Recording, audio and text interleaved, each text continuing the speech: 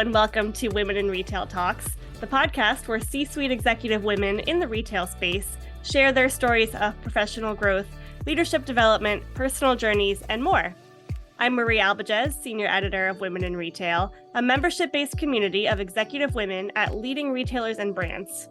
Today, I am thrilled to be joined by Patty Wu, who most recently was the EVP and President of buybuy BABY. She's going to share what it's like to lead through acquisitions and go over all the things that nobody teaches you about managing P&L. So Patty, thank you so much for joining me today. Thanks, Marie. Super excited to be here. And just, I think about the theme of this show is AKA what they didn't teach you in business school. I love that. Yes. And I hope we can kind of go over all of the secrets and what it's like to be in that kind of executive level where I hear that it's quite lonely. Oh, well, if you build the right culture, it won't be quite as lonely. So, yeah. Well, that's great. I want to talk to you about that as well. So, yeah. I kind of want to dive right into where we are. You know, we're recording this in the fall, and I know that buybuy BABY has had kind of a tough couple of years. And then, you know, you worked through kind of the Chapter 11 filing and then acquisition and a liquidation. So, you know, out of all of that, of the last 2 years that you were there, tell me some of the biggest, you know, lessons that you learned from that whole experience. Yeah, definitely, Marie. And I think just a few things just so that you guys have a good understanding of buybuy BABY. Yes, I was brought in for the Bed Bath & Beyond turnaround to lead the baby business. It had a few challenges in COVID, but my first 18 months on the business, we actually had a record. We drove to a record-breaking year. We reset the strategy. We reset our acquisition strategy, and we were able to really start to grow the business. I think our challenge and what we ran into some headwinds were with regards to our parent company and some of the impact in terms of a tightening credit market. And as supplier support changed that last year, I mean, candidly, I was probably on a journey with one of the most public bankruptcies of late in the business world. And I would say, while it was really tough at the same time, and I was just catching up with a friend about it today, the amount of learning that I got in the last year and managing under those conditions, I am grateful for the learnings. I hope I never have to apply those learnings again, but at the same time, I feel like I'm much smarter and much more prepared for managing, in significant headwinds or in a tight economy. Yeah, so I hope you can kind of break that down for us. I mean, it sounds like Yeah. the 18 months that you were the first, you know, few months that you were there, really successful, and then it sounds like you started putting out fires, huge fires, left and Yeah. right, very Yeah. publicly. And so, you know, what are those lessons, maybe in a few different categories that, yes, I hope that you never have to go through that again, but how have they made you kind of a better leader? Totally. I think the first piece is focusing on culture. And, we were just alluding to that earlier. Because we did take the time and as a leadership team, very thoughtful about the culture that we wanted to build, and really putting the customer and our mission at the forefront and having really clear roles and responsibilities, and really thinking through our why. And I don't know if you've read a lot of Simon Sinek, but he always talks about the why, the how, and the what. And we really use that as a way to get everybody excited and organized at the work that we were doing. And that really helped drive the results that we saw in the first 18 months. But I emphasize this because during the last year and all of the hurdles and the challenges, it also made us stronger as a team. And our retention rate, at least, as we start to take a look at the leadership team level, I had over a 90% retention rate. And it's because we did really believe in what we were doing. The other piece, when you're managing and you've got a large team and you're dealing with all the headwinds, it's communication and transparency. And it is making sure that people understand what is happening, why it's happening, what to anticipate. Of course, you can't share everything, but what you want to do is treat everybody like adults so they can make better decisions. and they can know what to anticipate. And some of the things that we did as a leadership team, I mean, I would meet with we would have all hands every week. And we would just make sure, especially as we went into chapter 11 and the restructuring, just to make sure that everybody, one, got an update in terms of what was happening, but two, provide folks with a safe forum to ask questions. I mean, there were very few of us that had gone through a chapter 11 filing, and it was good so that people could understand procedures, the court situation, and just understand what was going on, and also understand what their role was during this time period. And I think the last piece is just making sure that there is focus. People know what the priorities are, and I take that back. This is really the last piece and probably the most important thing. It is empathy, right? I think it is just really understanding how people are processing the change and the challenges, and really just making sure that people are feeling like they understand what is happening. So hopefully that helps, Marie. Yeah, I mean, I wrote 2 pages worth of notes while you were talking, and I want to follow up, I think, with a few of those pieces. And maybe empathy, let's start with that because that was freshest in my mind. With so many different personalities, how are you able to, as a leader, show empathy while also, maybe showing that you're vulnerable and that you're struggling through all of this too? Like, what does Yeah. empathy look like for the vast variety of teams that you're dealing with? Yeah. I mean, I always think of like my first team is my leadership team, right? They're the folks that are leading the functions, helping to drive the business results, the customer experience together. And I think the thing that is super important, and I was alluding to this earlier, is leading a business can be a super lonely job. And of course, there are certain things that you can't really have conversations around openly. But at the same time, you can bring your leadership team together to make decisions together, right? And I think that that's really important because in challenging times, it's really critical that everybody comes together and that there's no finger pointing. It is all about, how do we manage and make decisions together that are going to move us forward.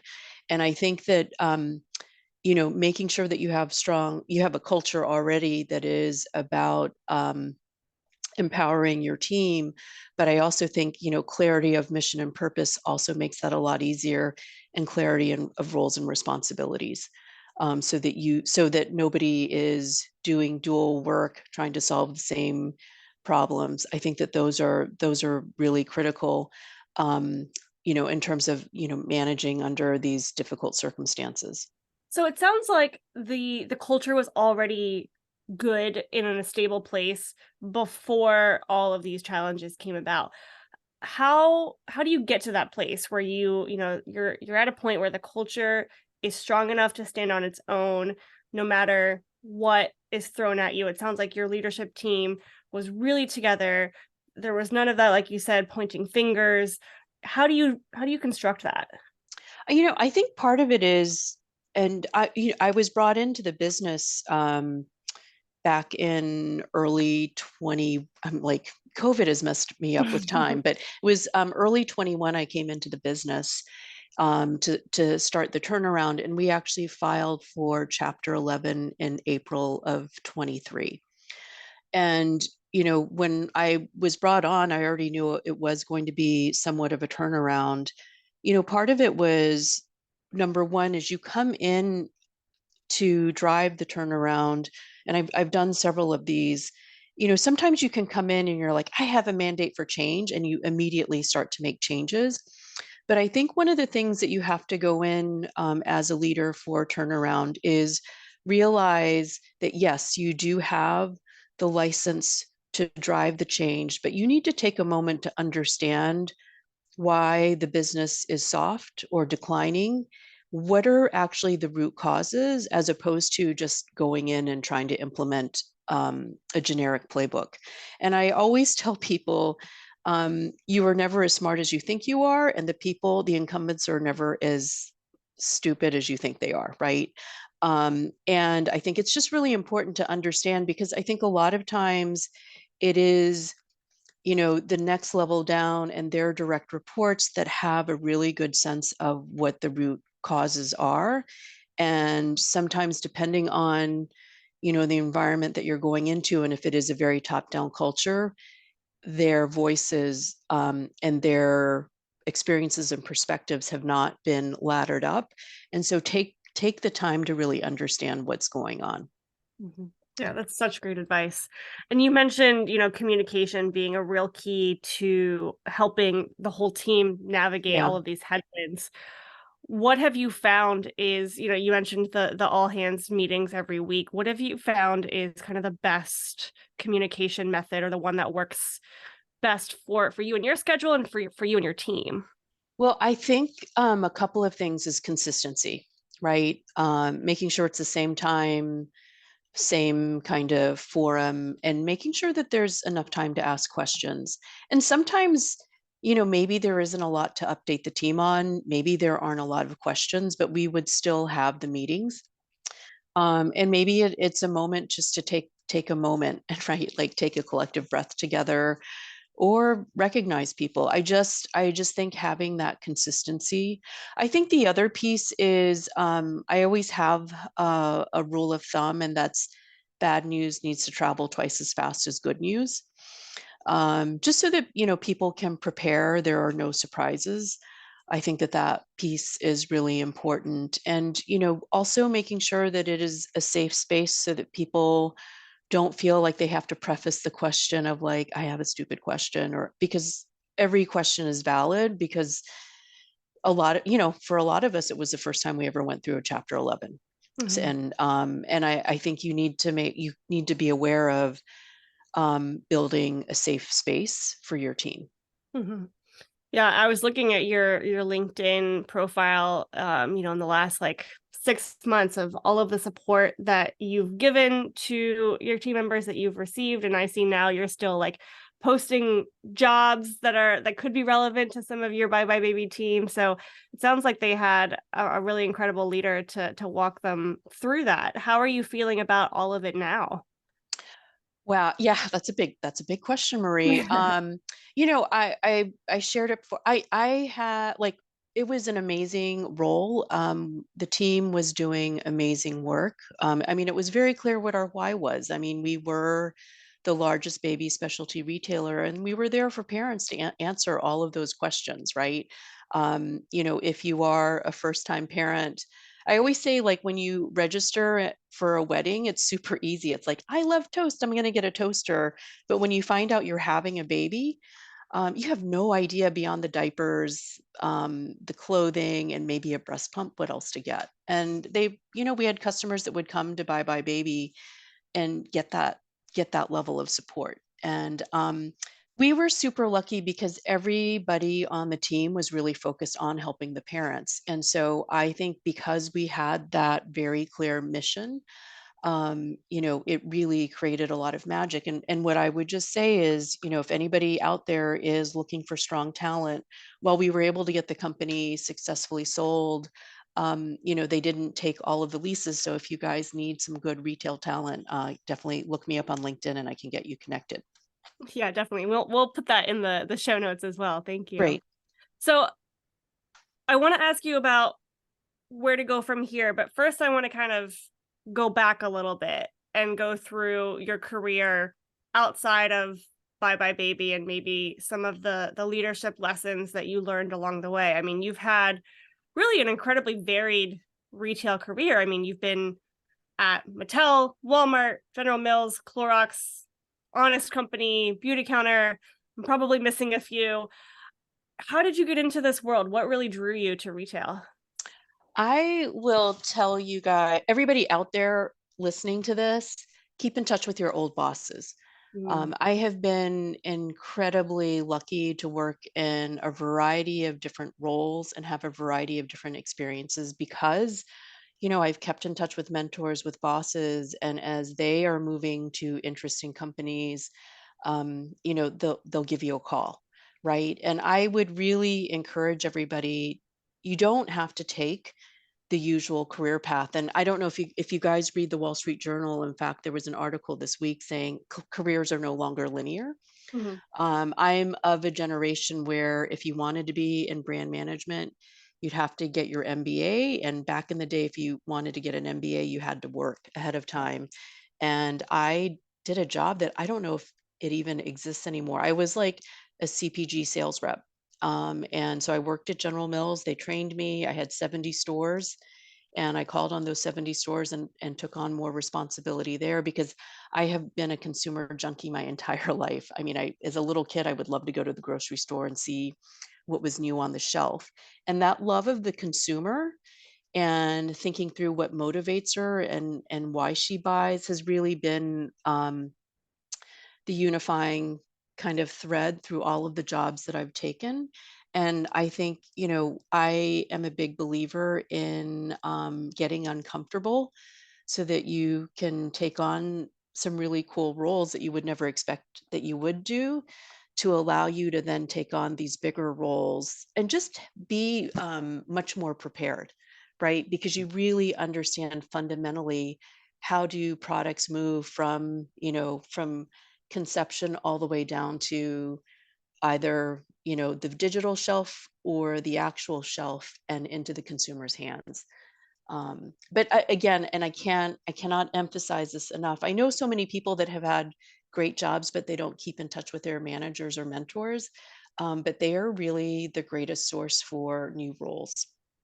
And that's something that we get asked all the time, and I think that this is a great example of why we have women like you on our podcast. Is we have so many women who are like, I didn't stay in touch, and now, how do I build that mentorship again? So, what does staying in touch mean for you exactly? I mean, is it checking in Yeah, every once in a while? I always feel like, if I reach out to a former boss and say, "Can I have a letter of recommendation?" even though I haven't talked to you in a year, it's I feel awkward. guilty about it. I feel Yeah, awkward, even though they totally. always say yes, right? Total. Yeah, yeah, And totally. But how do you see it as keeping in touch? What have you done, with your former bosses and former mentors or current mentors that, where it's not awkward? yeah, I think a few things, and I would just say technology has come a long way to make it so easy for you to connect with people. A lot of times I just send articles and just say, "Hey, this made me think of you." Oh, that's good. And that one is easy. It's like it's a text. And then just for other people, I try to schedule periodic calls. It's so funny, even that we're talking about this today. I had a Facebook memory picture show up, and I did a screenshot and I actually sent it to somebody that mentored me at Clorox, because it was a picture that when I worked in Hong Kong, he had come out and we did a market visit together, and it was just a nice way to just have a little bit of a text exchange, catch up on what's happening. I just learned his son has graduated from college, and in my mind, his son is still 8 years old, right? So, and that just makes it so much easier when you do need some help, that you don't feel kind of sheepish as you're asking for it. But I Yeah, think the flip side of it is, I think inherently people are wired that they want to help you. yeah, I So agree. I think, like, I always tell people, just, send a text message, pick up the phone. And I think the other thing, and this is why I am grateful for the sales um, training that I did receive, is if you don't get an answer back, that's okay. Don't stress about it. There are other mentors that you can connect with, or you have no idea what's going on the other side, and maybe you just texted at a bad time. The other thing that I would just say as you manage your career, and why I've been really lucky, is I've been very overt in terms of what my career aspirations are. You really need to be able to articulate what your goals are and share that with your manager, and then also share it with your manager's manager. And I always say, why share it at two levels? Your immediate manager can help coach you to build the capabilities to get that next role. But the person who's going to have the purview within the organization and the people moves, who can advocate for you, is going to be your manager's manager. And don't make sure that you're letting your manager know, like, hey, I'm going to go grab coffee with your manager, and do it in a way that doesn't make your manager feel uncomfortable. And but I always encourage people to build a relationship at two levels. Mhm. How So have you found, you said you have really overt career aspirations. How have you been able to kind of form those? I think of so many women who they're not quite sure how to frame their career aspirations in order to go to that manager or that manager's manager and say, this is exactly what I want, especially if what they want isn't, there isn't necessarily that for them in that company. oh yeah, I totally get that question. I understand why you're asking that question. I think a couple of things, because sometimes when you can articulate that you want to do something, maybe at that moment in time it is not available. But if you really distinguish yourself and get results and do it in the right way, so that leadership sees you as a high performer. It's amazing what opportunities can come your way. And I'll share a concrete example with you. I mean, if you know Clorox very well, they don't do a ton of expat activity, right? And especially during the time period I was there. But there are always special projects, initiatives that are happening, that are being sponsored at the C level, that you, as a brand manager or more of that middle management level, just don't have any exposure to. But if you're able to articulate, I mean, I shared with everybody at some point in time, I would love to do an expat assignment. That led to me getting to be the project lead on an exploration for an Asian entry, an entry into an Asian market. And then from there, as China started to become a really hot market for a lot of CPG companies, when they were ready to send expats out into the market, I was at the top of the list because I had always been very, and you can't be annoying, right? Like, I think it's more of like, hey, and you're depending on how often you're doing career conversations with your manager, that's the time to bring it up, right? If you're that person that brings up every month, like, I want to do this job, that's going to get really grating. But if you can, as in the normal cycle of career management, just make sure people know what your goals are. You'd be amazed at what opportunities will be presented to you. Mm, that's great. So, in all of these jobs, how did you know when it was time for the next opportunity, either within that company or onto another company? Yeah, I think I always look at your role as, for lack of a better term, a math equation, right? You've got to make sure that you are getting as much as you're giving. And sometimes you give more than you get, knowing that later on you're going to get more, but your cup has got to be filled. And I've made some choices at times to say, you know what, it's time for me to move on. I'll give you a really tangible pivot. I worked at Clorox for 8 years, and I really loved working at that company. And they were the ones that got me over to Asia, and I was marketing director in Asia Pacific. But they made the decision at the time to bring all the expats into market, and I had been maybe in market for about maybe 2 years at that point in time, and I felt like I had really just hit my stride in the marketplace. And so when they made that decision, I actually had a really upfront conversation with both the head of international as well as the COO that had appointed me into that role. And I just said, you guys know how much I have wanted to be out here. And, this is a situation where I totally respect the decision of the company, but my longer term career aspirations are to build a career out here in Asia, and they totally understood it. And in fact, that's how I ended up at my next job. The COO help make introductions for me to other CPG multinationals in the Asia market, to let me, to help me find a role so that I could stay in in Asia. And I think it's one of those things where you've got to have clarity in terms of how you want to chart your career so that you know when you're starting to separate from your career goals and aspirations, and when it's an imbalance and it's 100% to the company versus a 50-50 match. Does that make Hmm. sense? Yeah, I mean, that goes back to what you were saying about, it's not necessarily a linear career path. And I think constant evaluation or reevaluation combined with those regular touches with the manager and the manager's manager, as well as probably those mentors that we talked about of like, what does my career look like right now? What does it look like 6 months from now, 2 years from now? I think that constant like analysis is really helpful. Yeah. And you know what? I am actually, have you heard of the book Designing Your Life? Yes.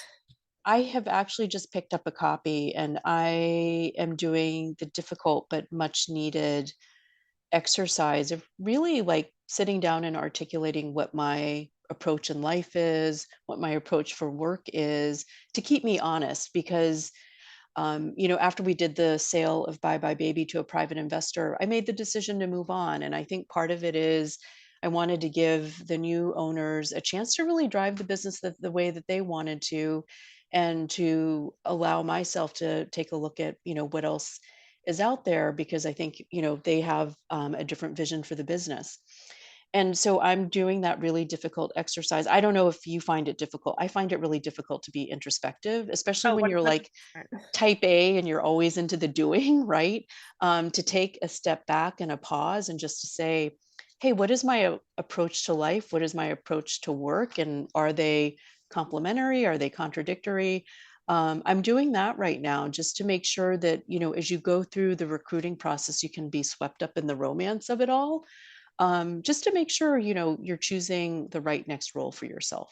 Yeah, I love that. My neighbor and I were just talking about how we're both so busy at work right now and how it's been good for us mentally because if we don't have a lot to do, then we sit there and we're like, what am I doing with my life? And then we just spiral, right? Exactly. And so Yeah. yes, that introspection is also very difficult for me. I suspect it's difficult for a lot of women listening. So thank you for sharing. So how do you feel like it's going so far? Can you reveal any lessons or any like findings that you've had so far in reading the book?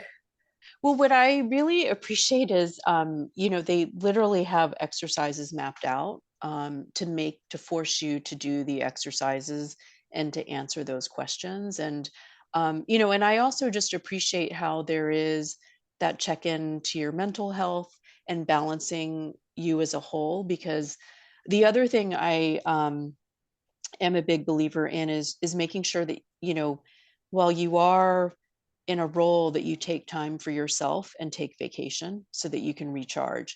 And that's what I appreciate about this book, is it is helping you start to think about, hey, how do you manage your whole self? The other piece is, and some of the folks who might be listening to this may also be out there looking at roles. I really love this time because it really allows you to explore. It gives you the license to reach out to people and, maybe get to meet people that you normally wouldn't get to meet, and have conversations and just start to explore different roles, and different fields. And what I like about this is thinking about, hey, based upon my background, how could I apply that in a different way, into a new industry? So, yeah, so it's been fun exploring. I just spent today in New York City. It's, the UN is in session. It's Climate Week. Because I'm exploring, somebody invited me to participate in a climate lunch, and it was great to have that conversation because there were a bunch of people who do, sustainability roles within a company, but I was able to bring kind of the P&L piece of it, and that perspective to the conversation. I think what I'm hearing you say is kind of throw the doors wide open at any point, but especially if you're stuck to say, what is it that I'm not looking at? If I've been in marketing my entire life, but can I be open to something else that is appealing to me that is completely not in the realm of, my past 5 jobs or my entire resume? And I love that for you. Absolutely. And you said it much more eloquently, Marie. So thanks. I don't know about that. Well, in the last few minutes that we have, I mean, you have already given us so much advice, but I want to just kind of throw this question out there. We talked a lot about mentoring, and I'm sure that you are a mentor to someone else who might be in the younger generation. But, as people are listening and they're they're looking to develop a career such as the one that you've had and maybe get to that C-suite or get to that SVP level, what are some things that you think the next generation should be, the next generation of female retail leaders specifically should be focusing on, if they want to get to that breadth of career? Yeah, I think a few things. Number one, always be intellectually curious and always be learning. Especially if you are in a consumer driven business, I always tell people it's like you've got to be on the latest social media and using it. And just, seeing and observing, like, how are people getting their information? How are they engaging? So just stay intellectually curious. I think the second thing that I would tell folks who are coming up in their careers is be kind to yourself and give yourself some grace. I know, again, I'm going to mention this whole like type A personality. You will always be benchmarking yourself to your peers. And what I always tell people, everybody's on their own career journey, and sometimes you'll go super fast and you're going to pass a bunch of people, and sometimes you're going to be in a role and other people, it's going to feel like other people are passing you. But there are times when you want to go slow so that you can allow yourself to go further. And I'll give you a good example. So when I did work at Clorox, I came in a non-traditional role in strategy, and I really wanted to have an expat assignment, so they told me I either had to go into marketing or I had to go into finance. And at that point in time, to go into either of those roles, they were telling me I'd have to go into an entry level position. And I think for a lot of people, they would have said, no way. And, I decided to take a step back in my career and take that role. But I'm so grateful that I did it because it allowed me to, one, get that expat assignment, but it also gave me the training that I need that allowed me to do all of these other future roles. And so sometimes it may feel like a step back, but if you can set it up so that you have a finite period of time, the company gives you the resources and the mentors to help you accelerate, while you're taking a step back, knowing like, hey, this is going to help me accelerate my career going forward, then I definitely think it's worth it. I have also taken roles where I have convinced myself that, oh no, actually changing over to this company is going to be a good thing, even though the title feels a little lower. Um, and I've done that as well. And I always tell people, don't sell yourself short. If you don't have the guarantees, you're going to, for me, maybe I shouldn't say you. What I would just share with the folks out there is that I have taken what I thought might be a step down without the safety net, and it definitely was a step down, and I was kicking myself for it. So I think you have to be really careful as you make moves from companies. Really pressure test it to say, am I moving over laterally? Am I getting a promotion, or am I going to get option value? And make sure it is leading towards what your career North Star is.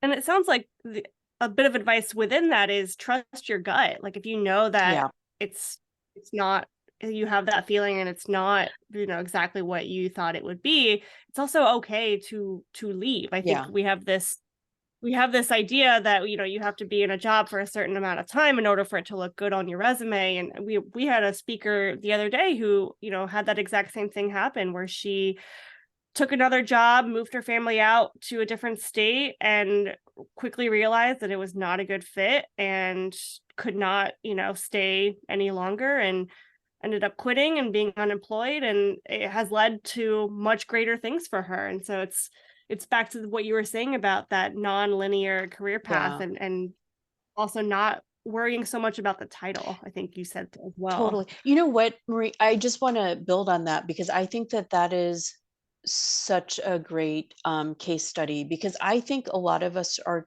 taught you need to have the grit, you need to stick and stay. My parents are Chinese immigrants, and if anybody's Asian out there listening, you'll relate to this. there's a concept in Chinese called eat bitterness. Like you just take all the lumps, right? And you just stick and stay until it pays. But there is a lot of new thinking, and if you're a poker player out there, the best poker players know when to fold.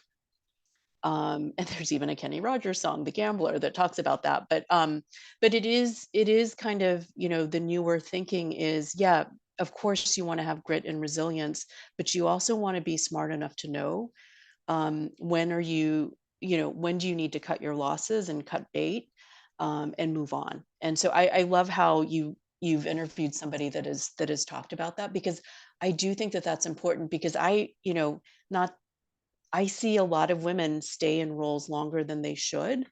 And I see guys moving on so easily. So Yeah.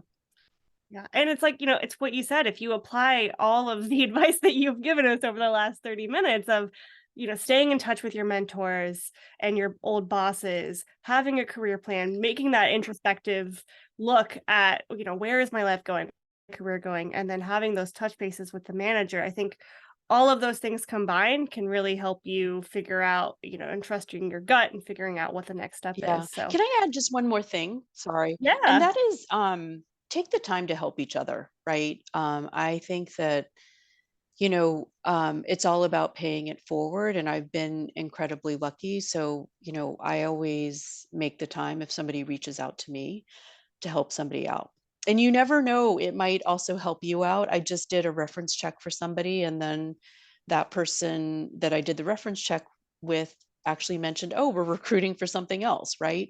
So you just never know when the opportunities are going to come up. For sure. Yeah. Don't necessarily look to someone, or don't disregard someone who might be of a lower title or less experience than Yeah. you, because they've got a wealth of knowledge too. Well, Patty, thank you so much. I think we summarized as best we could. I cannot wait to go back and re-listen and kind of pick out all of the great advice that you gave. Anything else that you want to add before we close? No, that's it. Well, actually, I mean, Women in Retail Leadership, it is a fantastic organization. And I have just really appreciated the relationships, and the folks that I've met through this organization. So I keep on doing what you're doing, guys. Thank It's you. really Thank you so awesome. much for the shout out. And Yeah. I wish you the best of luck. I can't wait to see where you go next, and good luck with the book. I will put it on my library hold list, and Amazing. good luck with the redesigning of the life. Okay. Thanks, Marie. Thank you so much, Patty. Take care.